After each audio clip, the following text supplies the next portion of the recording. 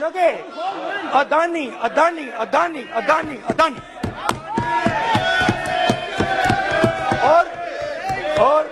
और ये नाम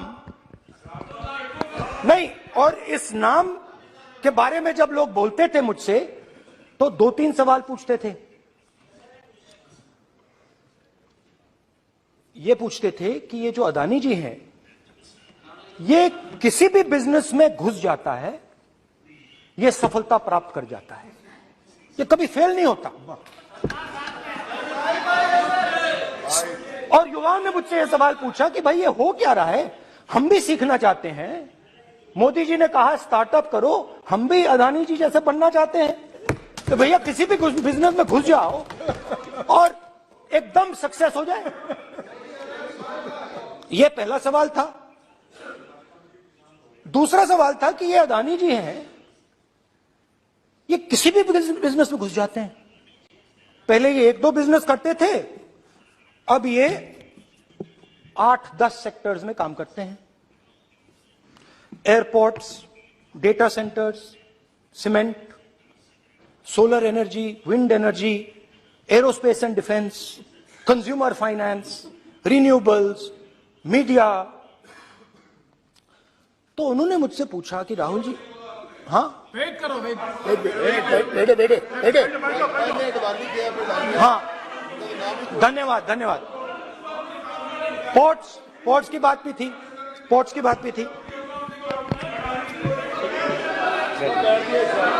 ये भी सवाल पूछा, कि भैया एक बात बताइए, राहुल जी बताइए हमें कि अदानी जी का जो नेटवर्थ है वो 3 साल के अंदर, नहीं सॉरी 2014 से लेकर 2022 तक ये $8 बिलियन से $140 बिलियन कैसे हो गया? कैसे हुआ? मोदी है तो मुमकिन। ये 2014 में अगर आप दुनिया की, मुस्कुरा रहे हैं आप, बीजेपी में है ना आप, तो ये लिस्ट आती है, एक लिस्ट आती है दुनिया के सबसे अमीर लोगों की। इस पे ये 609 नंबर पे थे 14 में। 609 पीछे बिल्कुल। पता नहीं जादू हुआ, दूसरे नंबर पे पहुंच गए। मोदी है तो मुमकिन है।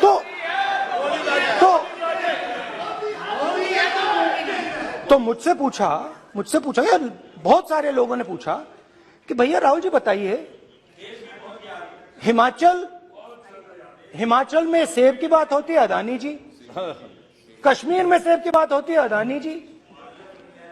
पोर्ट्स की बात होती है, अदानी जी। एयरपोर्ट्स की बात होती है, अदानी जी। इंफ्रास्ट्रक्चर, अच्छा हम सड़क पे चल रहे हैं, मैं पूछूं किसने बनाई, अदानी जी। तो लोगों ने यह भी पूछा कि राहुल जी ये जो अदानी जी जो हैं, इनकी सफलता कैसे हुई,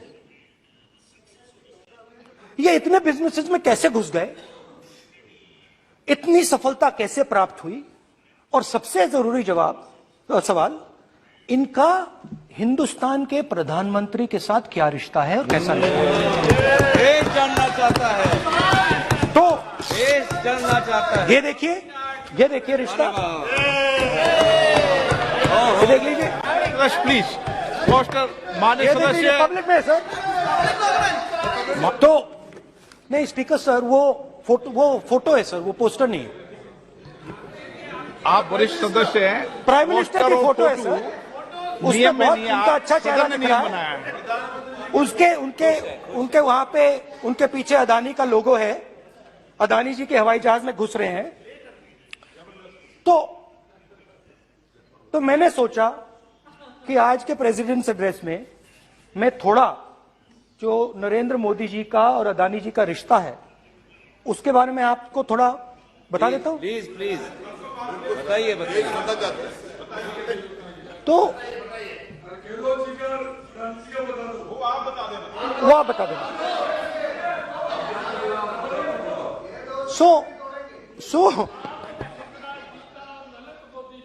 So the relationship begins many years ago, when Narendra Modi ji was the Chief Minister of Gujarat.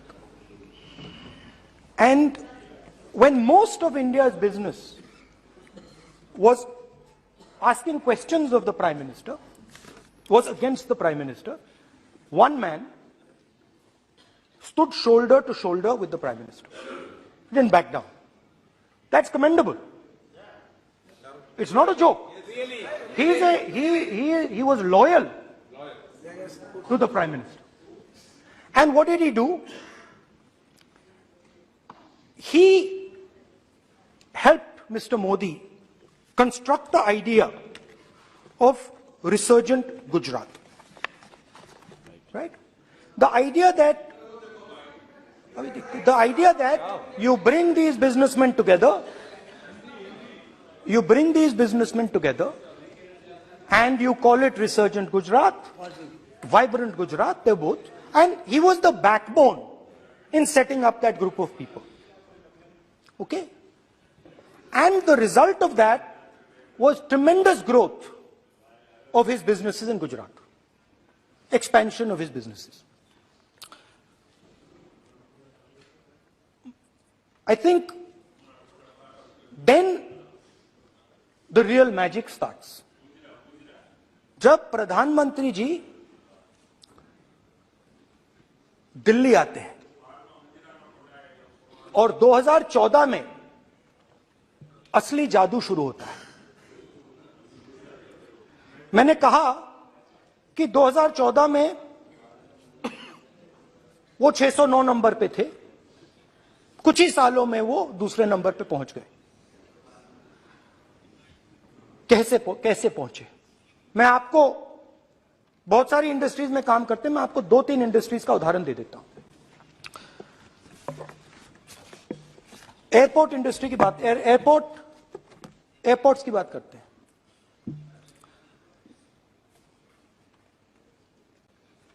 कुछ साल पहले सरकार ने हिंदुस्तान के एयरपोर्ट्स को डेवलप करने के लिए दिया।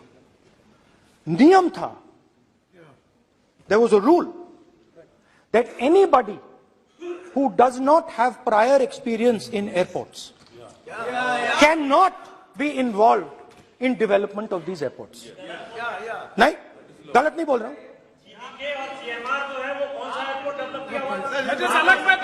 आप बैठ जाइए।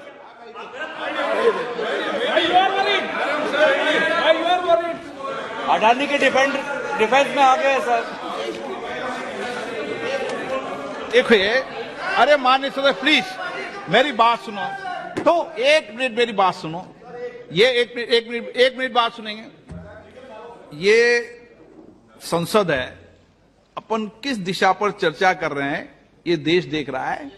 हमें राष्ट्रपति अभिभाषण पर चर्चा करेंगे उचित रहे, बाकी आपकी इच्छा है, स्वतंत्र अभिव्यक्ति है। मेरा मानना ये तो अपन एक विषय पर ओके, तो आपको तो रूल था, नियम था। हम पॉइंट ऑफ ऑर्डर किस पे है? सर कैसे एयरपोर्ट का प्राइवेटाइजेशन तो उनके समय हुआ, ऐसी कोई पार्टी थी जिसका अनुभव था? ये कौन सी बात कर रहे हैं? बोलिए। ओके प्लीज ओके, बोलने दे आपको नेता को, तो बोलने दे आपको नेता को। रूल था, प्लीज बोलने दे। रूल था कि अगर कोई एयरपोर्ट बिजनेस में नहीं था तो वो इन एयरपोर्ट्स को ले नहीं सकता था। इस रूल को हिंदुस्तान की सरकार ने बदला। किसी ने भी बनाया हो रूल था, किसी ने भी बनाया हो रूल था। रूल बनाया किसने बात नहीं है, रूल बदला किसने बात है।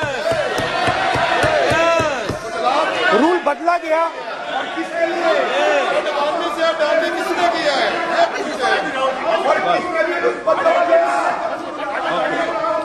रूल बदला गया।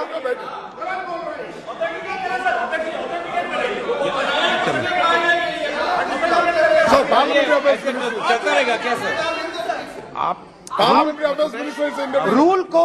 रूल को बदला गया। सर बोलने दीजिए।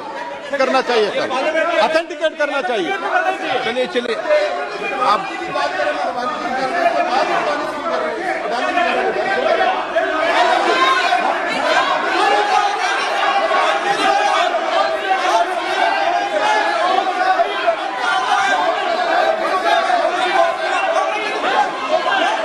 रूल बदला गया सर, ठीक है सर।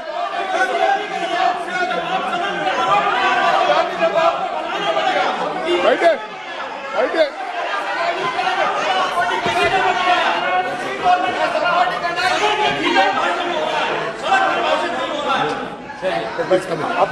तो ये रूल बदला गया। उस समय मीडिया में इसके बारे में चर्चा हुई थी। रूल बदला गया और अदानी जी को 6 एयरपोर्ट्स दिए गए। उसके बाद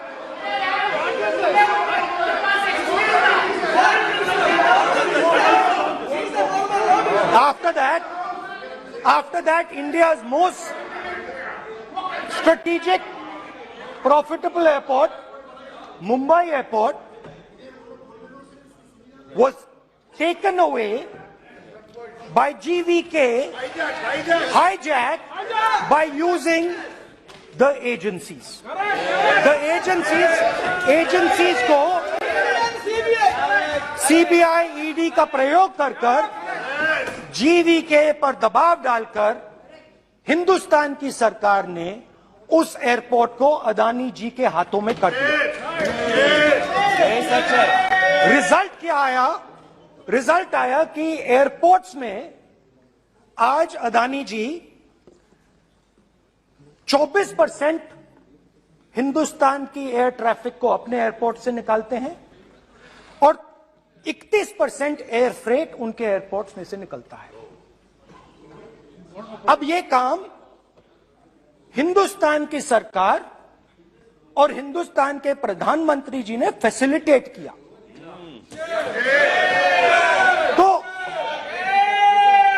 बताइए, बोलिए विधि मंत्री। और ये जो सर ये हाउस में सर ये बोल रहे हैं, तुमको ज्ञान बांट रहे हो, बैठ जाओ। सर ये यहाँ बहुत गंभीर मिनिस्टर हैं ये देश ये राष्ट्रपति का उद्बोधन को लेकर एक गंभीर चर्चा हो रही है। जो भी मेंबर कुछ भी बात करे विद फुल रिस्पॉन्सिबिलिटी ऑथेंटिकेट करें। और ये वाइल्ड एलिगेशन अपना एक सोच के आया है, बिना तर्क के ऐसे वाइल्ड एलिगेशन लगा रहे, ये कोई मतलब नहीं है सर। ये ऐसे नहीं बोल सकते और वो सर तर्क रखना पड़ेगा। अगर एलिगेशन लगा रहे हैं तो आपको पूरा डॉक्यूमेंट प्रूफ के साथ आपको रखना पड़ेगा। दे देंगे आप ऐसे बातें नहीं दे देंगे और ये गंभीरता को समझिए। ये डॉक्यूमेंट्री प्रूफ दे देंगे। अब आपने जो पिछले स्पीकर थे उन्होंने फॉरेन पॉलिसी की बात की, हम भी फॉरेन पॉलिसी की बात करते हैं। चलिए डिफेंस से शुरू करते हैं। बहुत ऑप्शन है, आप बताइए कहां से शुरू करें। बिजली, डिफेंस, कोयला, बहुत ऑप्शन है। Defence, let us start with defence. अब डिफेंस में अदानी जी का कोई एक्सपीरियंस नहीं था, जीरो एक्सपीरियंस। कल मैंने प्रधानमंत्री को एचएएल में देखा। प्रधानमंत्री जी ने कहा कि गलत आरोप लगाया, मगर रियलिटी तो यह है कि एचएएल का जो कॉन्ट्रैक्ट था 126 हवाई जहाजों का, वो अनिल अंबानी को चला गया और अनिल अंबानी बैंकरप्ट हो गया। वहां भी फैसिलिटेशन था। अब देखिए, और ये जो फ्यूचर एंटरप्रेन्योर्स हैं, जो बिजनेस स्कूल हैं, हार्वर्ड यूनिवर्सिटी जैसे स्कूल हैं, इनको इसकी केस स्टडी बनानी चाहिए, शायद बने। How to use government power to build individual businesses, case study.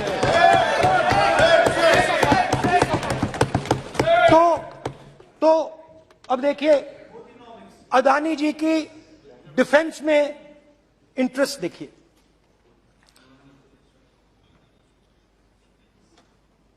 Elbit company के साथ हिंदुस्तान में अदानी जी ड्रोन्स बनाते हैं। ड्रोन्स को हिंदुस्तान की एयरफोर्स, आर्मी, नेवी के लिए रिफिट करते हैं। अदानी जी ने यह काम कभी नहीं किया है पहले। एचएएल ये काम करती है। हिंदुस्तान में और भी कंपनीज हैं जो ये काम करती हैं, मगर प्रधानमंत्री जी इजरायल जाते हैं और उसके एकदम बाद अदानी जी को ये कॉन्ट्रैक्ट मिल जाता है। मगर एक नहीं मिलता। ये मत सोचिए कि ये सिर्फ एक कंपनी की बात हो रही है, ये इंडस्ट्रीज की बात होती है यहां पे। जैसे मैंने आपको दिखाया, एयरपोर्ट का पूरा सिस्टम उठा के ले गए, 30% मार्केट शेयर एयरपोर्ट में ले गए, वैसे ही डिफेंस में करा। तो 4 डिफेंस की इनके पास कंपनीज हैं। यह काम इन्होंने कभी नहीं किया। स्मॉल आर्म्स, जिसमें टावर है जो हमारी स्पेशल फोर्सेस यूज करती है, आर्मी यूज करती है, जिसमें गलील स्नाइपर राइफल है, ये सब अदानी जी बनाते हैं। सीधा स्ट्रेट इजरायल में प्राइम मिनिस्टर जाते हैं, प्राइम मिनिस्टर के साथ वहां पे मतलब बीच में पैदल चलते हैं और फिर जादू से पीछे से इंडिया का फर्स्ट कॉम्प्रिहेंसिव एमआरओ मिल जाता है मेंटेनेंस के लिए, जहाजों के मेंटेनेंस के लिए। स्मॉल आर्म्स का बिजनेस मिल जाता है, इजरायली जो ड्रोन्स हैं उसका बिजनेस मिल जाता है। मतलब जो हिंदुस्तान और इजरायल का डिफेंस का रिश्ता है वो पूरा का पूरा अदानी जी के हाथ में चला जाता है। खत्म कहानी। हाँ, उसमें पेगासस भी है, तो पता नहीं वहां से क्या मतलब पेगासस कैसे आया, क्या हुआ, किसने दिया। अच्छा, एक और बड़ी इंटरेस्टिंग चीज है, एक कंपनी है अल्फा डिफेंस, जो डिफेंस इलेक्ट्रॉनिक्स का काम करती है, एवियोनिक्स का काम करती है, बहुत स्ट्रेटेजिक कंपनी है। वो भी अदानी जी के हवाले कर दी गई, अदानी जी ने एक्वायर कर लिया। तो आपने देखा कि एयरपोर्ट्स का बिजनेस 30% मार्केट शेयर, हिंदुस्तान और इजरायल का जो वेपन्स का बिजनेस है 90% उठा के ले गए। एक विजिट फॉरेन पॉलिसी, ये है फॉरेन पॉलिसी। चलिए, अब मैंने आपको इजरायल की बात बताई, ऑस्ट्रेलिया चलते हैं। कोयला, ऑस्ट्रेलिया चलिए। ऑस्ट्रेलिया में अदानी जी जाके, नहीं क्यों? आप तो डिबेट करना चाहते थे, आप ही तो डिबेट करना चाहते थे। आपने बोला था कोई भी विषय पे डिबेट हो, तो हो गया डिबेट। अब क्यों डर रहे हो डिबेट से? अब क्यों डर रहे हो डिबेट से? क्यों डर रहे हो? जब हमने जेपीसी की मांग की, आपने बोला सदन में उठाओ। अब क्यों डर रहे हो? अब क्यों डर रहे हो? अब क्यों डर रहे हो? आप चर्चा से क्यों डर रहे हो? चर्चा से डर रहे हो आप?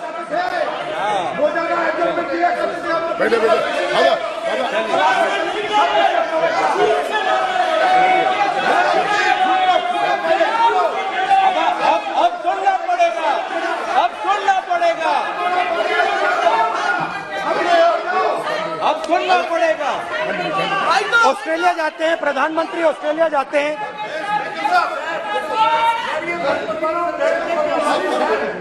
प्रधानमंत्री ऑस्ट्रेलिया जाते हैं। He's not yielding. ऑस्ट्रेलिया में प्रधानमंत्री जाते हैं। आप बोलिए। सर, स्पीकर सर, प्रधानमंत्री जी ऑस्ट्रेलिया जाते हैं और जादू से State Bank of India $1 billion loan Adani ji को ऑफर कर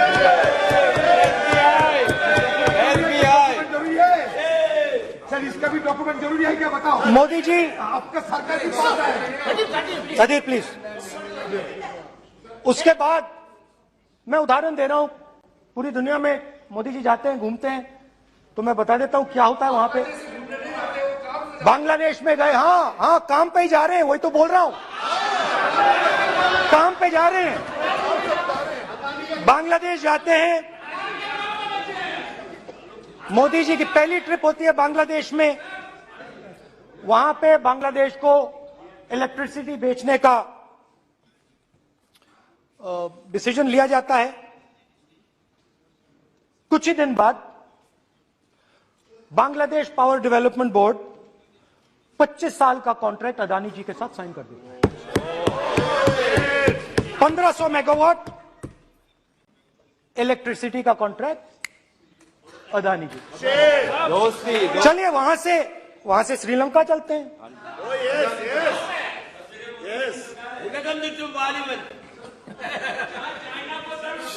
जून 2022 में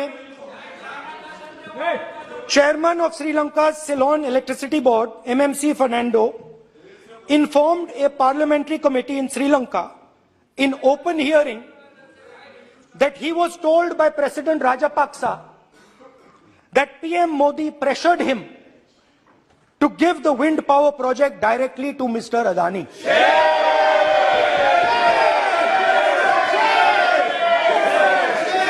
मतलब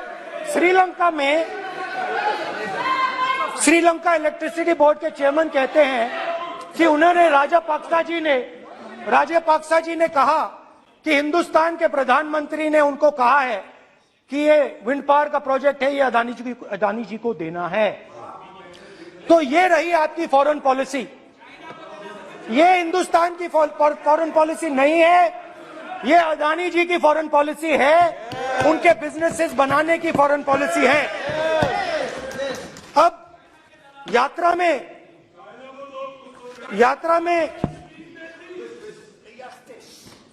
में मुझसे 2-3 और सवाल पूछे गए।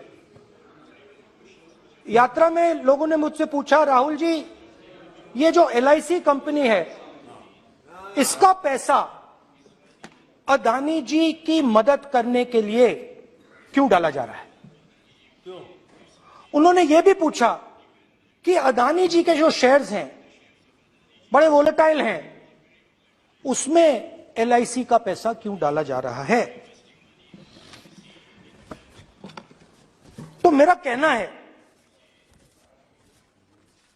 कि एक सेकंड, मेरा कहना है कि अदानी जी की मदद प्रधानमंत्री जी और हिंदुस्तान की सरकार कैसे करती है।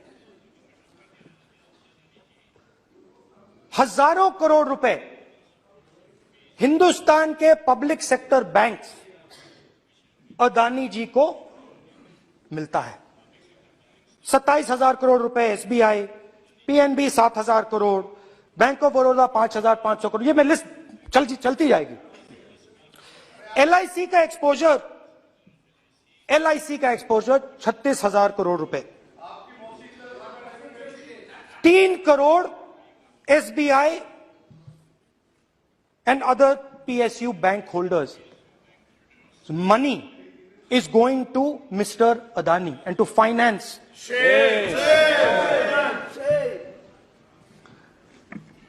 Now, of course, there is another question. तो मदद कैसे हो रही है? हिंदुस्तान के पब्लिक सेक्टर बैंक्स का पैसा, LIC का पैसा नरेंद्र मोदी जी, अदानी जी को दिया जा रहा है। अगर कोई सामने खड़ा हो जाता है, जैसे जीवी के लोग खड़े हुए, ED, CBI एजेंसीज आ जाती हैं, उनको परे कर देती हैं। तेलंगाना में भी एक पोर्ट का उदाहरण था, आंध्रा, सॉरी। मगर मेन सवाल और सबसे इंटरेस्टिंग सवाल दूसरा है। कुछ दिन पहले ये हिंडनबर्ग रिपोर्ट आई, उसमें लिखा था कि अदानी जी की हिंदुस्तान के बाहर शेल कंपनीज हैं। ये जो शेल कंपनीज हैं, सबसे पहला सवाल है, ये हैं किसकी? ये किसकी है मॉरिशस में जो शेल कंपनीज है? और ये जो हजारों करोड़ रुपया, ये जो हजारों करोड़ रुपया ये शेल कंपनीज हिंदुस्तान में भेज रही हैं, ये किसका पैसा है? और क्या ये काम अदानी जी फ्री में कर रहे हैं? अब मैं ये सवाल क्यों पूछ रहा हूं? क्योंकि अदानी जी स्ट्रेटेजिक बिजनेसेस में काम करते हैं। अदानी जी हिंदुस्तान के पोर्ट्स को डोमिनेट करते हैं। अदानी जी हिंदुस्तान के एयरपोर्ट्स को डोमिनेट करते हैं। और जैसे मैंने कहा, अदानी जी हिंदुस्तान की डिफेंस इंडस्ट्री में बहुत जरूरी रोल प्ले करते हैं। तो मेरा पहला एक छोटा सा सवाल है कि जो शेल कंपनीज हैं, इनके बारे में हिंदुस्तान की सरकार ने कोई सवाल नहीं उठाए? ये कौन लोग हैं, ये किनकी कंपनीज हैं? ये स्ट्रेटेजिक मामला है, पोर्ट्स का मामला है, एयरपोर्ट्स का मामला है, डिफेंस का मामला है। और जो कंपनी इन स्ट्रेटेजिक एरियाज में काम कर रही है, उनके बारे में आपको मालूम ही नहीं। ये नेशनल सिक्योरिटी का मुद्दा है, आपको मालूम ही नहीं कि ये शेल कंपनीज किसकी हैं, कितना पैसा आ रहा है, किसका पैसा आ रहा है। तो एक बहुत बड़ा सवाल है, ये पैसा किसका है, ये शेल कंपनीज किसकी हैं, और ये हिंदुस्तान की सरकार की जिम्मेदारी है ये पता लगाना ये किसकी शेल कंपनीज हैं और ये किसका पैसा अंदर आ रहा है। JPC, we want JPC, we want JPC.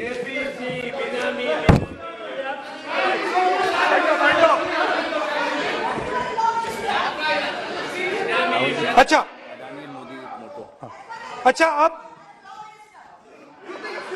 अब चलिए छोटा सा बजट के बारे में बता देता हूं।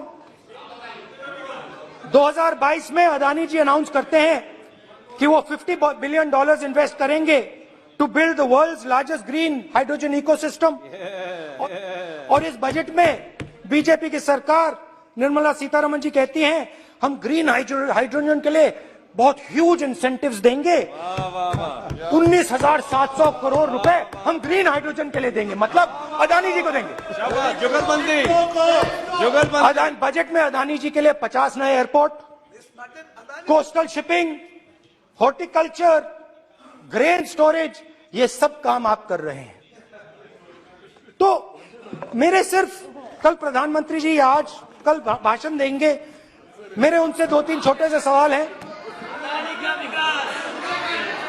मेरा प्रधानमंत्री जी से 2-3 सवाल हैं।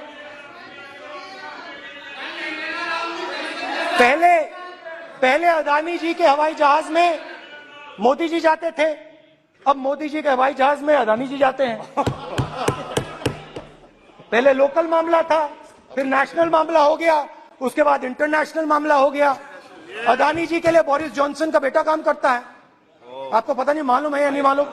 भाई सॉरी, नहीं बेटा भी, भाई काम करता है। तो ये मामला पहले गुजरात का मामला था, फिर ये हिंदुस्तान का मामला हुआ, अब ये इंटरनेशनल मामला हो गया है। तो मेरा सवाल प्रधानमंत्री जी से, और सिंपल सवाल है, प्रधानमंत्री जी आपकी फॉरेन ट्रिप्स पे अदानी जी और आप कितनी बार एक साथ गए? अदानी जी, how many times did you travel together with Adani ji? How many times did Adani ji join you later on a visit? How many times did Adani ji travel to a country immediately after you did? And in how many of these countries after you visited did Adani ji get a contract? Also an important question, जरूरी सवाल, अदानी जी ने BJP को पिछले 20 साल में कितने पैसे दिए हैं?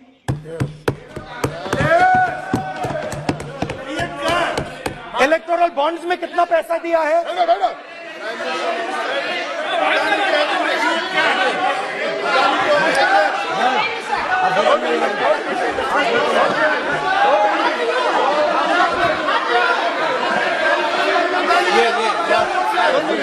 And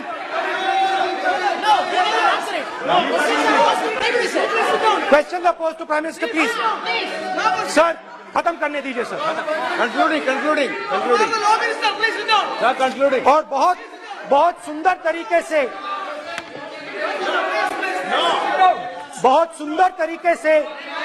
वो चलिए क्या हो रहा है सर, मैं सिर्फ इतना कहना चाहता हूं, राहुल जी अभी आप सीनियर एमपी हो गए हैं, आप एक सीनियर एमपी हो चुके हैं।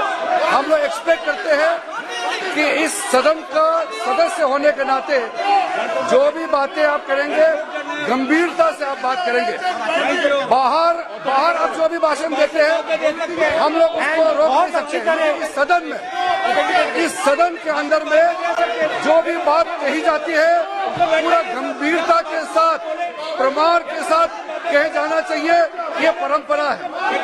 और राहुल जी ने कहा कि प्रधानमंत्री विदेश घूमने जाते हैं, तो मैंने आज वो जो युवाओं ने मुझसे सवाल पूछा था कि अदानी जी की इतनी बिजनेस एक्यूमेंट कहां से आई, इतने अलग अलग सेक्टर्स में अदानी जी ने कैसे सक्सेस प्राप्त की, अदानी जी के बारे में पूरी दुनिया को स्टडी करनी चाहिए, हार्वर्ड यूनिवर्सिटी को स्टडी करनी चाहिए कि पॉलिटिक्स के बीच में और बिजनेस के बीच में कैसा रिश्ता होता है। India is a case study and prime minister Narendra Modi should be given a gold medal in this. Now बहुत अच्छी तरह बीजेपी के जो पिछले स्पीकर थे उन्होंने मेरे भाषण को इंकैप्सुलेट किया मेरे लिए। बहुत अच्छी तरह आपने जो मैं सोच रहा था आपने उससे और भी अच्छी तरीके से बोल दिया। Coming together is a beginning, keeping together is progress, working together is success. Adani ji and Narendra Modi ji, thank you.